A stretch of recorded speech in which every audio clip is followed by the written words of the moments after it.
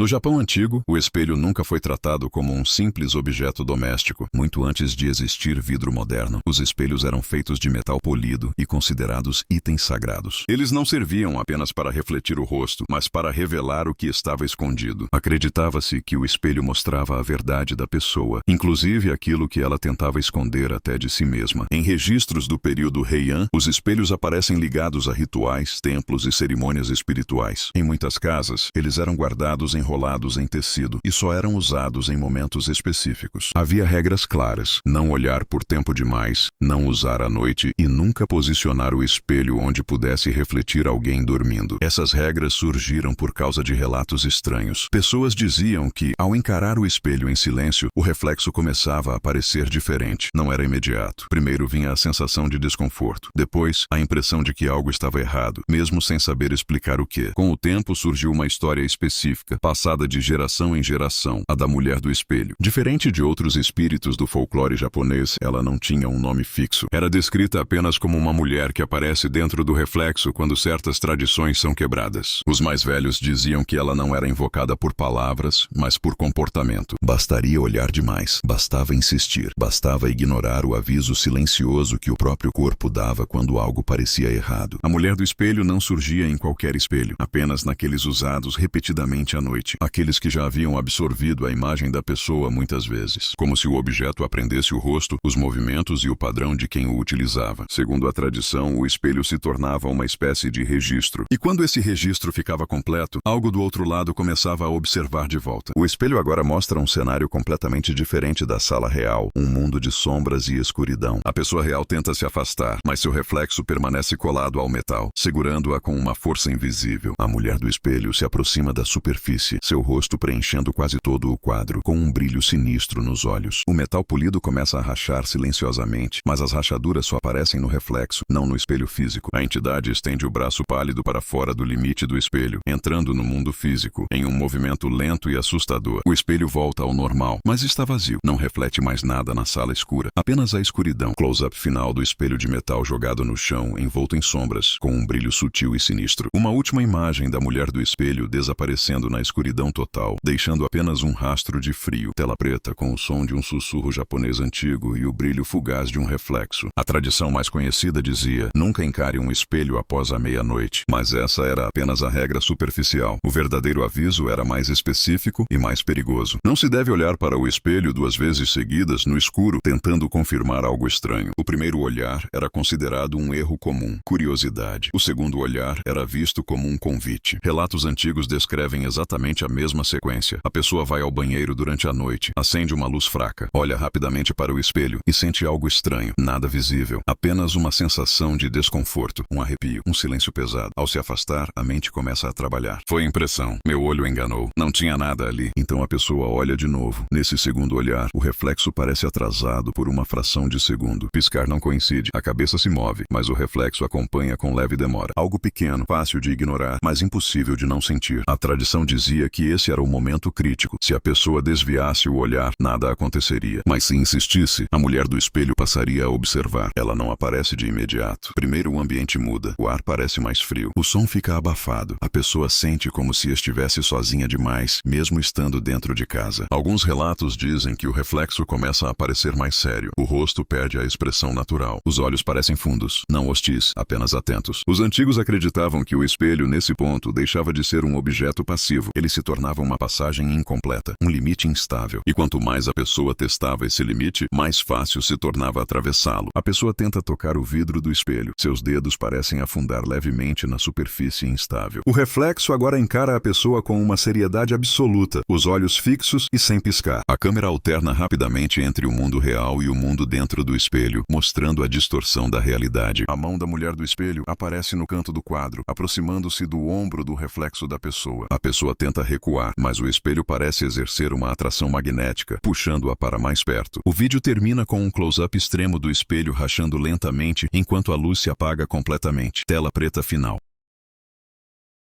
A primeira aparição da mulher do espelho raramente é clara. Ela não surge de forma dramática. Não há gritos nem movimentos bruscos. Tudo acontece de maneira silenciosa, quase respeitosa. No início é apenas uma sombra no fundo do reflexo, algo que não deveria estar ali. Não ocupa o primeiro plano. Fica distante, como se estivesse muito atrás da imagem refletida. A pessoa pisca. A sombra continua. Move a cabeça. A sombra permanece no mesmo lugar. É nesse momento que o corpo reage. O coração acelera. A respiração muda. A mente entra em conflito entre fugir e continuar olhando. E muitas pessoas continuam. Na noite seguinte, o reflexo muda novamente. A sombra agora tem forma. Um contorno feminino. Cabelos longos. Rosto pálido, sem expressão clara. Ela não olha diretamente para a pessoa. Parece olhar através. Quando a pessoa se vira, não há ninguém atrás. O quarto está vazio. O corredor silencioso. Mas ao voltar o olhar para o espelho, ela está mais próxima. Relatos afirmam que a mulher do espelho nunca sai do reflexo no início. Ela apenas reduz a distância, como se cada olhar prolongado permitisse que ela avançasse um pouco mais. Algumas pessoas dizem que começaram a vê-la fora do espelho, não diretamente, mas em reflexos indiretos, vidros escuros, telas desligadas, superfícies metálicas. A tradição alerta. Quando isso acontece, o espelho já não é o único ponto de contato, e o vínculo já foi criado. E a partir desse ponto, a mulher do espelho não precisa mais ser chamada. Ela já sabe exatamente onde olhar. Diferente de muitas lendas japonesas, a mulher do espelho não é descrita como um espírito vingativo, nem como um demônio violento. Segundo a tradição, ela existe para observar. Seu papel é permanecer no limite entre o reflexo e o mundo real, avaliando aqueles que a enxergam. Ela não se manifesta para qualquer pessoa, apenas para quem insiste, para quem ignora o desconforto inicial e continua olhando. Os anciãos diziam que a mulher do espelho se fortalece através da atenção. Cada segundo de observação é como um passo a mais que ela dá em direção ao limite. Não fisicamente, mas espiritualmente. Quanto mais a pessoa tenta entender o que está vendo, mais clara a presença se torna. Relatos antigos descrevem que, após várias noites de contato, o reflexo começa a mudar de forma mais intensa. O rosto refletido já não imita exatamente os movimentos. O sorriso surge atrasado. O olhar permanece fixo, mesmo quando a pessoa se afasta. Algumas vítimas relatavam que sentiam uma espécie de troca silenciosa, como se o espelho estivesse aprendendo a ser humano, enquanto a pessoa começava a se sentir vazia, cansada, distraída, como se parte de sua atenção nunca mais estivesse totalmente no mundo real. A tradição diz que a mulher do espelho não atravessa de uma vez. Ela substitui aos poucos. Primeiro a atenção, depois a percepção, por fim a presença. É por isso que, em vilarejos antigos, quando alguém apresentava sinais claros de contato prolongado, medidas eram tomadas rapidamente. Espelhos eram cobertos com tecidos grossos. Alguns eram retirados da casa e enterrados longe, sempre com o lado refletivo voltado para baixo. Não se acreditava que isso destruía a mulher do espelho. Acreditava-se apenas que cortava o vínculo, que interrompia o avanço antes que fosse tarde demais. Os mais velhos alertavam que, se a presença chegasse ao ponto de se manifestar fora dos reflexos, não havia retorno. A pessoa começava a se sentir observada o tempo todo, não apenas em casa, mas em qualquer lugar silencioso. O propósito da mulher do espelho, segundo a tradição, não é matar, é permanecer, é existir no lugar de quem olha demais, como se o reflexo precisasse de alguém para ocupar o outro lado. As histórias sobre o fim dessa lenda nunca são completamente claras. Não há registros oficiais, apenas relatos orais, fragmentados, transmitidos com cuidado e medo. Algumas pessoas simplesmente desapareceram dos registros familiares. Outras continuaram vivas, mas mudaram completamente. Evitavam reflexos, não conseguiam encarar o próprio rosto. Diziam sentir que estavam sendo observadas por algo que conhecia cada detalhe de seus movimentos. Relatos mais antigos afirmam que algumas vítimas começaram a acordar cansadas, como se não tivessem dormido. Outras diziam que sonhavam com espelhos, mesmo quando não havia nenhum por perto. Em todos os sonhos, a mulher estava mais próxima do limite. Há uma crença específica de que, quando a mulher do espelho consegue se aproximar o suficiente, a pessoa começa a desaparecer do reflexo. Primeiro, pequenos detalhes. O brilho nos olhos, a nitidez do rosto. Depois, partes inteiras parecem falhar no espelho, como se não estivessem mais ali. A tradição termina sempre com o mesmo aviso. O espelho não deve ser desafiado. Ele não é um inimigo, mas também não é neutro. Ele observa, aprende, guarda. Até hoje, em algumas casas tradicionais japonesas, espelhos ainda são cobertos durante a noite. Não por superstição simples, mas por respeito a uma regra antiga. Uma regra criada após muitas histórias semelhantes demais para serem coincidência. A mulher do espelho não precisa ser invocada. Ela não responde a palavras, rituais ou símbolos. Ela responde apenas ao comportamento humano, à insistência, à curiosidade que ignora o medo. E a tradição deixa claro, o primeiro olhar pode ser um erro, o segundo uma escolha, mas o terceiro já não depende mais de você. Porque, segundo dizem, quando você olha demais para o espelho, não é você quem está observando. É algo do outro lado que finalmente percebeu que foi visto e decidiu olhar de volta.